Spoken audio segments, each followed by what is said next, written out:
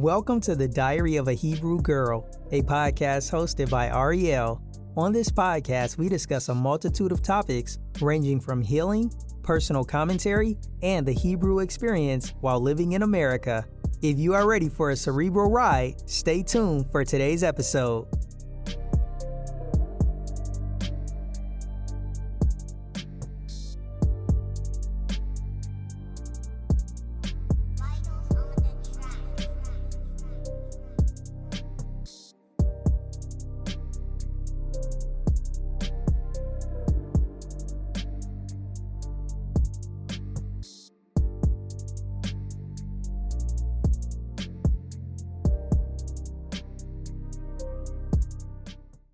It's your girl Ariel with another episode of Diary of a Hebrew Girl. This is season 2. Bum, bum, bum, bum, bum, bum, bum, bum, bum. Just added that new thing in there. Or maybe old, not sure. Anyway, I just wanted to come and give y'all a little background on where I've been. I know season 2 came approximately 6 months after season 1, which is a long time.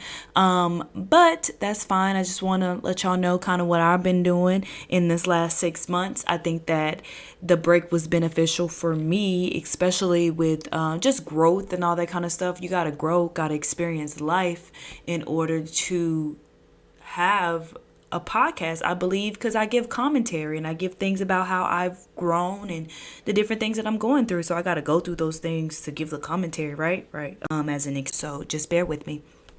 Anywho, so for the last 6 months or so, I think I said this already, but I did move. So that was a thing. I started an online boutique that y'all need to check out if y'all females. The males, not really a lot of stuff on there for you guys right now. But for the females, it's called High Esteem. That's highesteemco.com is the website. Check it out. I have your lashes.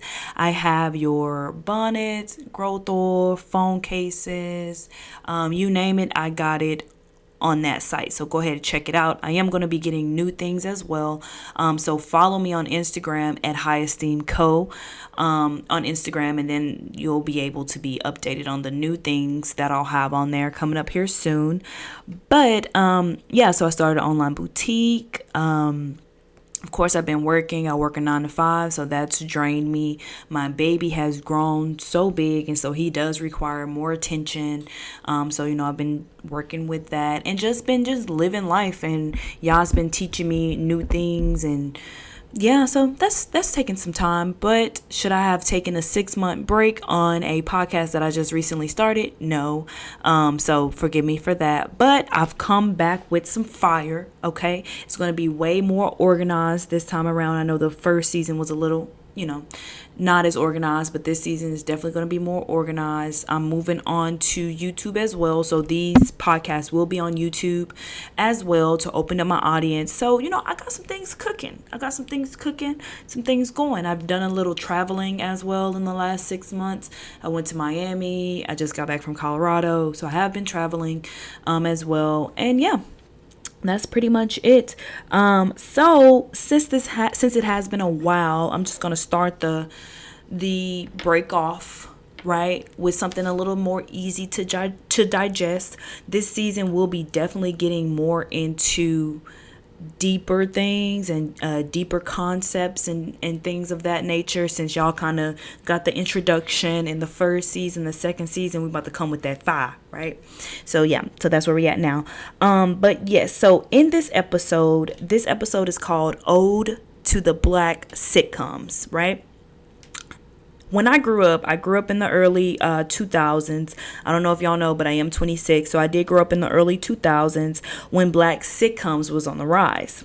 I was one of those turnkey kids. So my mom was at work. She worked until like 10 p.m. And so when I got out of school, I went home and the TV pretty much watched me. So with that being said, I did watch a lot of TV. But the black sitcoms were literally my favorite because, number one, it was a representation of us in the media, which you did not see a lot, especially growing up in the 90s, the early 2000s. You really didn't see that except for like rap videos, BET, and then the black sitcoms. So they really played a big part in my life growing up. What made me want to do this podcast is, I know I'm a little late, but Netflix came out with a black sitcom collection, I would call it, where they had all of the hits from Moesha, The Game, Girlfriends, One-on-One, The Parkers. They had Sister Sister on there. They had a lot of different black sitcoms. And so for me, I was like, well, let me just talk about it. My first episode back for season 2, something a little light, something a little airy, something that I love. And being a black girl here in America, Hebrew girl here in America, I thought that, yeah, we should talk about this for sure. So the first one I'm going to be discussing today is Moesha. Now, I can't say that this podcast is going to be extremely positive, because I feel like the black sitcoms were not what I thought they were when I was growing up. So you may hear a little criticism, but I'm learning about myself. I'm kind of a critical person, so it is what it is. But anyway, so Moesha, we're gonna start with her. I love Moesha, by the way. I love Brandy. I feel like Brandy was a beautiful brown skinned girl. I liked her vibe. I liked the way that she dressed, the way that she kind of handled people. I kind of liked that. I felt like her confidence was something growing up that I admired. Now rewatching it as an adult, it's a little different than what I remembered, but I know that when I was younger, she made journaling a cool thing, you know what I mean? And then she had a father, which I didn't have growing up. So that was kind of to see her dynamic with her father was really cool. As a grown up, I don't necessarily like the way that she handled her father, but I'll get into that a little bit more. So basically with Moesha, I felt like Moesha was kind of fast in a sense. She wasn't fast in today's time, you know what I mean? But I feel like in the early 2000s, late 90s, yes, they were fast because they had the Freaknik and all of that, but that wasn't really shown too much on television. Television was more clean cut back in the day. If you didn't have cable for sitcoms and all that kind of stuff, it was more clean cut. And I feel like with Moesha, she was kind of toxic in a sense, you know what I mean? The way that she dealt with her friends, the different dudes that she was talking to. She was kind of disobedient to her father. She was kind of with her stepmom. You know what I mean? It's yes, that's reality, quote unquote, but I truly believe that media creates reality, unfortunately. And I think that with Moesha, she showed this sassy black teenager or whatever. And then as we grew up, we thought that, yes, this was kind of a normal way of being. So, as a parent now, I do look at television and all of that stuff differently, because now I'm looking at how is this impacting or how is this influencing my son and the way that he's going to grow up, and my children in the future, the way that they're going to grow up. What is this trying to teach? So now when I look at TV, I do look at what is this trying to teach? And I do believe that Moesha in a sense was kind of trying to teach toxicity. It's sad to say, but rewatch it. Especially if you're a parent, your mindset may have changed in the way that you view media and all that kind of stuff. And you'll see what I'm talking about. You might not remember when going back to when you were younger or whatever, but when you rewatch it now, you can kind of see that Moesha was a little toxic.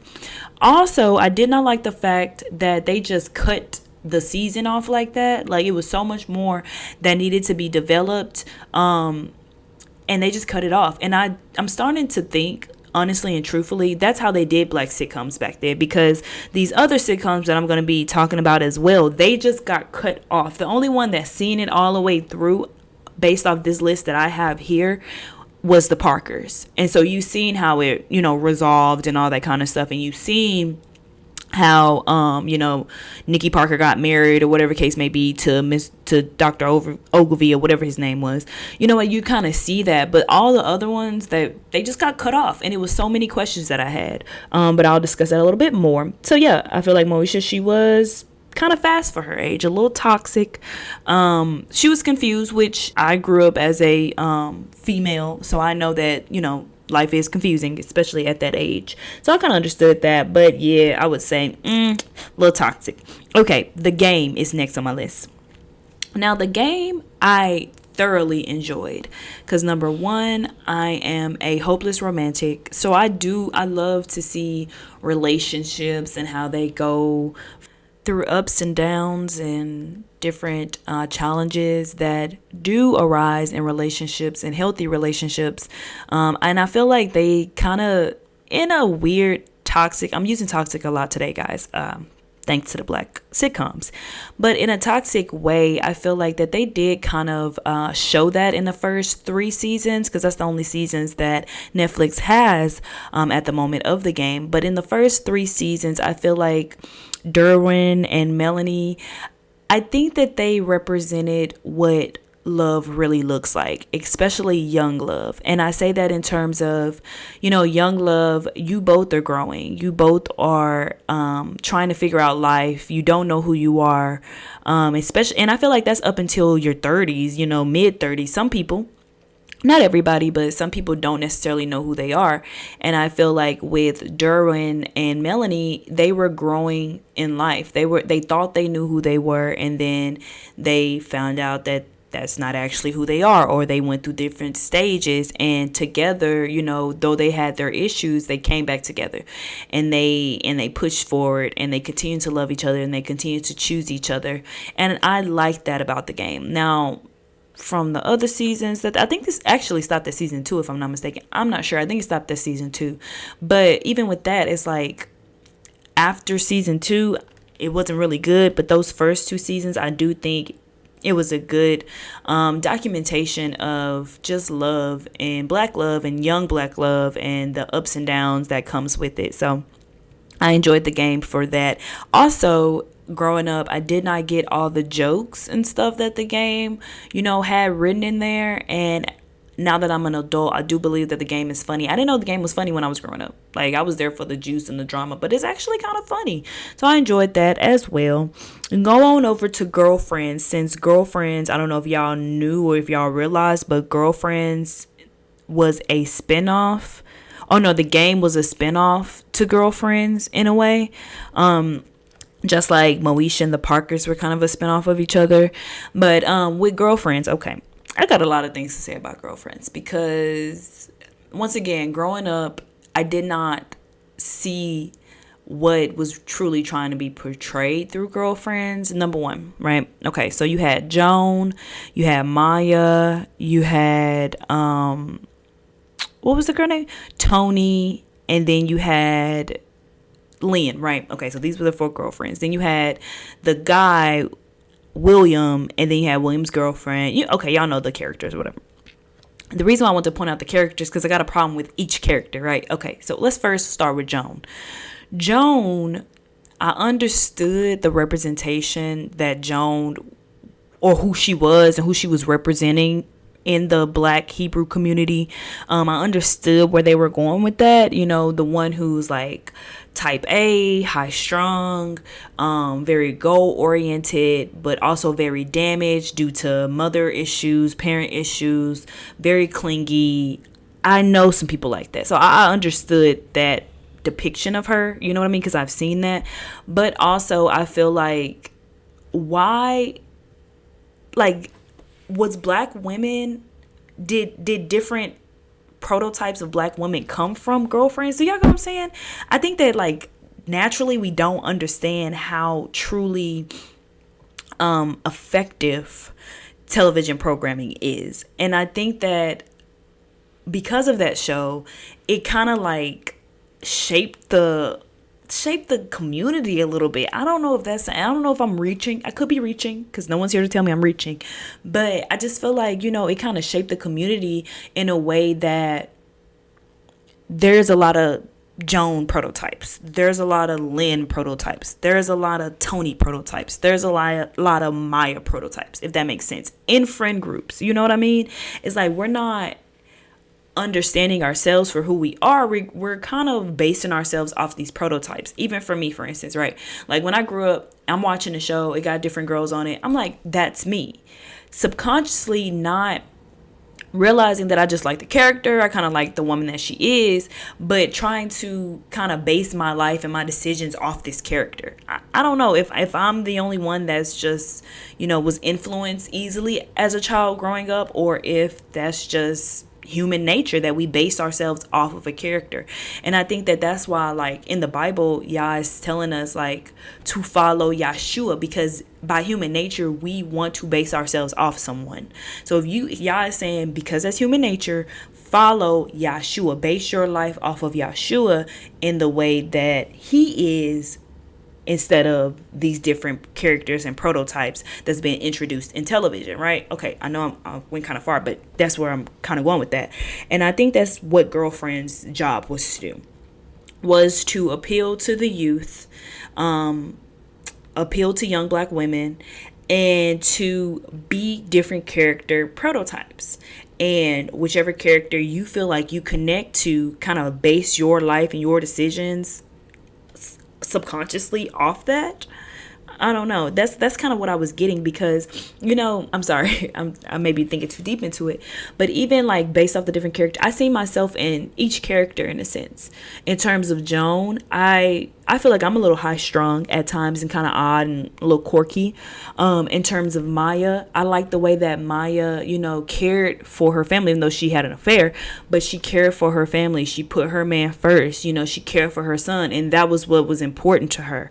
And she fought for her marriage and fought for her family back, even though she made those mistakes. Like, I see myself in that. And then in Lynn, I see myself because I see myself as like a wanderer. I feel like that's how Lynn was. She was a wanderer. She was trying to figure out her life and try to figure out, what she wanted to do. She was passionate on really living out her life and her purpose, and she was passionate about that, and I like that.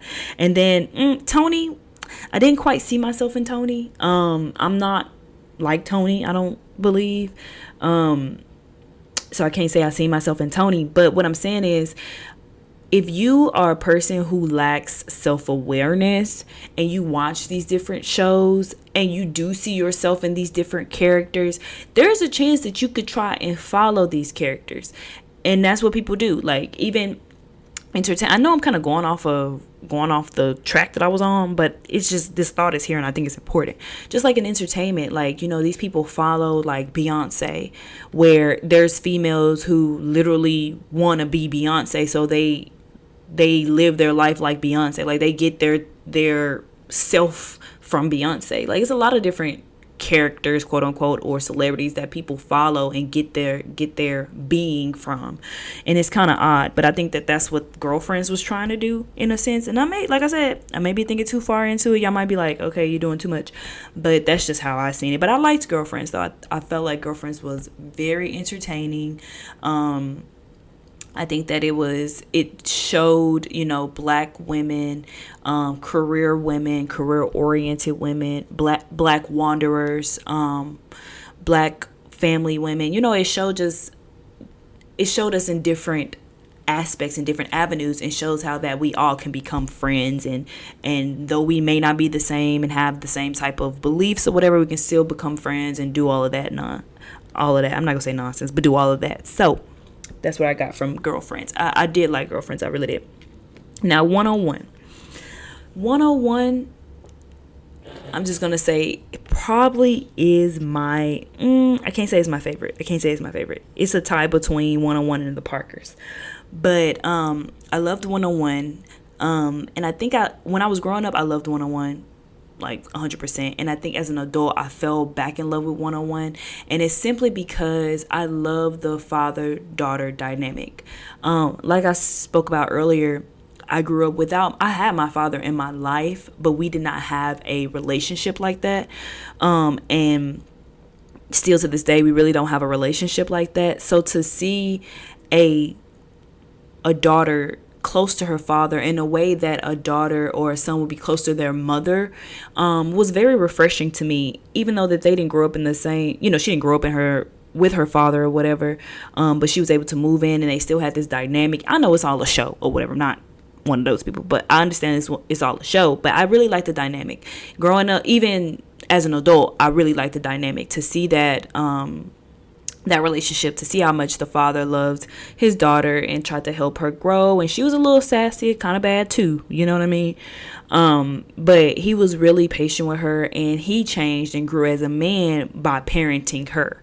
And I definitely, being a parent myself, I definitely see how much you do change when you become a parent, how much things, your mindset on things change. Like Flex, he was like a playboy, he was like doing all this and that with different women, and then when his daughter came, it's like his whole perspective changed, and the way that he dealt with women changed, and all of that, because now he realized, like, I have a child. And I felt that, I understood that.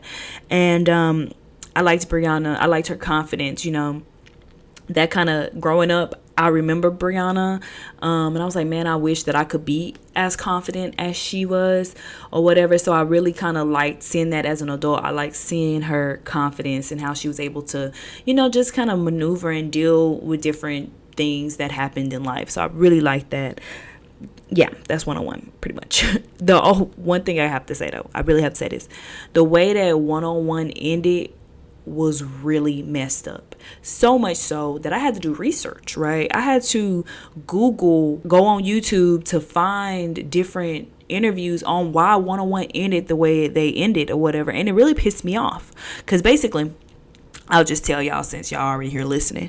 So basically, what happened was 101 was on UPN or whatever, right? Y'all remember UPN because this is where all these sitcoms were pretty much at. 101 was on UPN. UPN was changing their model to where they didn't want to be exclusively like black content. They wanted to broaden their horizon. That's when they turned into the CW, I believe, or something like that. And so because they wanted to broaden their horizon, they start cutting black shows and black sitcoms off of UPN, which is why it is what it is today. Like it's like one black show or something like that on there. When they were doing that, they decided that it could only be like 1 to 2 or however many black sitcoms on UPN. So what they did was they had 2 options. They had 101, or they had not This Is Us. I forgot the name of it, but it was the show with Lisa. Was it Lisa Ray? Lisa Ray was on there, the little boy, and then the daddy. I forgot the daddy's name or whatever. But yeah, y'all remember that show. I don't know if y'all remember, but if you remember that show, then that's what show I'm talking about. And the executive producer of that show, This Is Us or whatever it was called, the executive producer was Will Smith, right? So as everybody knows, Will Smith had Fresh Prince or whatever, and Fresh Prince was like a hit. It was like literally the pinnacle of black sitcoms, right? Especially in that time frame. So what they did was Will Smith basically said, hey, I want to start this show. So they cut 101 in order for This Is whatever it's called to play and to be on UPN. And that's why 101 was cut at the best season that they had. Well, that wasn't the best season, actually. No, the earlier seasons were better. But we still wanted to see what Brianna and Arnaz was going to do. Because Brianna was in the bed with Ray J and all, you know what I mean? Y'all remember that. But yeah, and we didn't even get to see what happened because they cut the show and had This Is Us or whatever it was called on there. And don't nobody even remember that show to this day. Like, that show was not good. I tried to watch it and it was like, no, like 101, I would have preferred. And they actually need to do a reboot of 101 and tell us what happened. Like, I'm pissed off about that. Anyway, rant over, okay? Anyway, so the last one, I'm not going to have this podcast to be extremely long because like I said, this was just me coming back in saying, hey, what's up, y'all? Season 2 on the way. It's coming every week. You're going to have a podcast, right? But anyway, so the last one is The Parkers. Now, The Parkers is my show, and I'm going to tell you why. First of all, I grew up in a household where I was the only child, and then it was my mother. So I understood that dynamic, and I really was like, yes, like, I get it, right? So I love that part about it. But also, The Parkers was pure comedy. It was hilarious. And I love Monique and I love how funny she is. Like watching it then I thought it was funny. Watching it now had me cracking up. Right? I love it. And then I loved that, Monique was confident in her body, confident in her skin. I wish I could be that confident. You know what I mean? She was confident in her body, confident in her skin. People was calling her fat or whatever, and she was like, whatever, I'm still bad. And she was bad, right? Then I loved the fact that her and Mr. Ogilvy and how she pretty much chased him and was consistent, and she didn't allow all the different women and all this different stuff to happen. Like, she was confident in knowing, like, this is the person I'm meant to be with. She knew it. Like, and sometimes we do know. It's like, you know what I mean? Like, as a woman, it's hard when you know and the other person don't know, and so it seemed like you crazy, blah blah blah or whatever. But she was the type that was like, nah, like, I know what I want, and I know that our love can be something special. And she tried at it, and she tried it, and at the end she got her man. And I love that. And Mr. Ogilvy or Professor Ogilvy or whatever, he fought it tooth and nail. He talked about her, all that kind of stuff, but nothing that he said affected her confidence. And I like that. Though it was just a show, you know what I mean? I like that. I like to see that, being radiated out into the universe for us black people, us black Americans, right? The Hebrew people, right? So I really loved the Parkers for that. I love the cast. I felt like every person that they casted for this show was right on point. Like any other person, the show wouldn't have been what it is. You know what I mean? I like the fact that they had different topics, some taboo topics, some topics that was like, oh, okay, yeah, I get it. And I like that. I like the different variety that they had. So I really like the Parkers. Like, the Parkers is pretty much one of my favorite sitcoms out or whatever. But yes, y'all, like I said, I only want to hit on a couple of them. It's a lot. Definitely, if you haven't checked it out on Netflix, check it out on Netflix. It's definitely worth your time. It kept me, which might be why it took me 6 months to do season 2, because I was watching all this stuff. But yeah, like I've learned about myself that at heart, I'm a filmmaker, mostly documentaries. But when I'm watching a show or a film or something like that, like, I'm thinking about the whole picture, you know what I mean? Yes, I'm thinking about the writing or whatever, but I'm thinking about the budget, I'm thinking about the locations, I'm thinking about it all, you know what I mean? Like, I like film. Personally, I'm going to get into documentaries. I like documentaries more. I'm not a storyteller, you know what I mean? So I can't write a movie, but I like the production of film, and I like the backgroundness of the film and of television and all that kind of stuff. So that's why I'm really looking at, like, I be really looking at, like, what was y'all purpose of making this show? Yes, it's for entertainment, blah blah blah, but what was your true purpose for making this show? I gotta know, right? So that's why I kind of gave the perspective that I gave on it. I hope y'all still follow me. I hope y'all still here. Like, yes.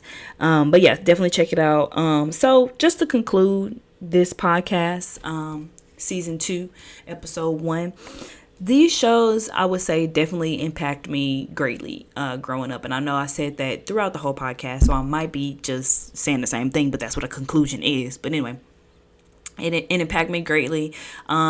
I felt like I learned a little something from each sitcom. I learned love from the game, not pure love, but a little toxic love. But I learned different, some different tips and tricks for love. From Moesha, like I said, I learned confidence in a sense. Girlfriends, I learned that there's different types of Black women, Hebrew women, in America, and that you can come together and be friends, and it'll be all good, and y'all can help each other grow and just mature. 101, I learned a father-daughter dynamic. I learned that the father does love the child just as much as the mother do. When you grow up in a single parent household, it's hard to comprehend sometimes. For y'all who had both of your parents, you understand, but for people who grew up in a single parent household, it's difficult sometimes to understand the dynamics of certain relationships. So that's what 101 helped me with. And then the Parkers, not only was it a good time, but it also taught me to, if you want something, be diligent. It don't have to always be a man, you know what I mean? But if you want something in general, it doesn't matter. Be diligent about it. Think about Monique on the Parkers. She was an entrepreneur, and I like that. And she just tried different things, and some stuff worked for her, some stuff don't. I love that because that's how I am. Like, I'm the type of person, I'm just gonna try everything. I wanna make documentaries, so I'm gonna make documentaries. Whether it's a good documentary or not, I'm gonna make it. You know what I mean? I got a podcast. A lot of times people don't care what I gotta say, but I got it. I'm gonna do it. I do art. Am I the best artist in the world? No. Does a lot of people understand my art? No. But when I look at it, it's beautiful and I love it. I'm a writer. I have a blog. You know what I mean? Like, I'm a creator and I like to create. And that's one thing I kind of learned in this 6 months is that, like, you gotta live on the edge. That came from a book I've been reading. But you gotta live on your edge. Do something that, though you may not be the best, though you may not be good at all, just do it. Who cares? Like, who cares what people think, right? I'm still learning that. But yeah. Anywho, y'all, that was Ode to the Black Sitcoms, Season 2, Episode 1. Next week, I think I'm going to come with, and I know I've been saying this for the last 6 podcasts, so forgive me, but I think I'm really going to come with the Generational Curses podcast. It takes time because that's such a deep, packed subject and topic, and it's very spiritual, and I may not have all the knowledge to really dive deep into the spiritual aspect of it because I'm still growing on my journey, and Yah is still revealing things to me every day. But I'm gonna speak for where I am. Like, that's what this podcast is about, just in case y'all forgot. Like, it's not for me to preach or teach or do anything of that. It's literally a diary. It's a platform where I just say what's on my mind. I can't really talk the way I want to talk with the people around me sometimes because I feel like they don't understand me. Like, I feel like people don't understand me. Maybe I don't understand myself, so other people don't understand me. I don't know. But this platform is for me to just talk, and then if someone understands me and they get it and they like it, like, this is for you. And if it's just one person, I'm cool with that. This is for you. So yes, y'all, I'm going to get off here. I love y'all. I'll be back with episode 2, generational curses. Now, if it's not generational curses, when y'all listen to this episode 2 next week, do not be mad at me.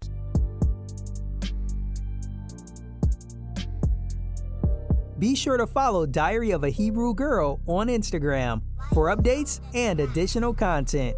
Feel free to DM us if you want to discuss topics further. Shalom.